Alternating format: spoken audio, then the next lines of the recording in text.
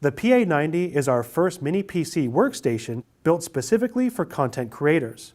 But don't be fooled by its compact size. Inside, it packs the high-end components you need for consistent and reliable performance that you can count on. Powering the PA90 is an Intel Core i9-9900K or an i7-9700K CPU.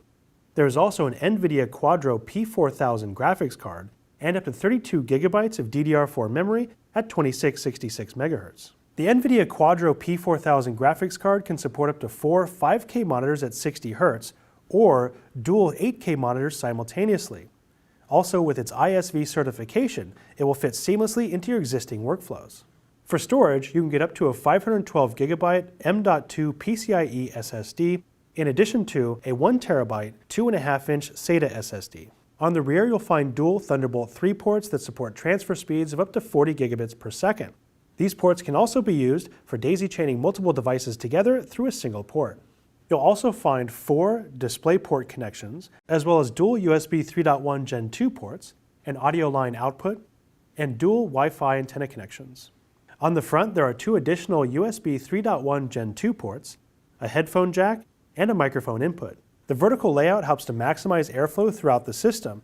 Cool air enters through the sides and the rear and is exhausted through the top. Under maximum load, the top will extend to allow for up to 38% more airflow. We've also used an all-in-one liquid CPU cooler to help keep the system as cool and quiet as possible. Even with the top fully extended and at full load, the system still maintains a low noise level at just 32 decibels. Now, to see what kind of performance we should expect while editing, we decided to pit the PA90 against our current laptops. We've created a few different timelines in Premiere Pro with varying levels of complexity and tested playback performance as well as rendering and export time. Our current laptops are powered by a quad-core Intel Core i7-7700HQ, 16 GB of DDR4 memory at 2400 MHz, and an NVIDIA GTX 1060 graphics card. So our current laptops do have some pretty respectable components, however they're about a generation old. So I expect to see some pretty good performance gains with the PA90.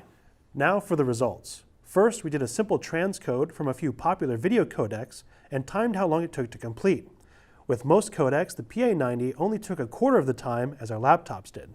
Next, we tested how well we could play back different codecs at full resolution by counting the number of dropped frames. Most codecs had little to no dropped frames on the PA90, whereas the laptop struggled with all of the codecs but one.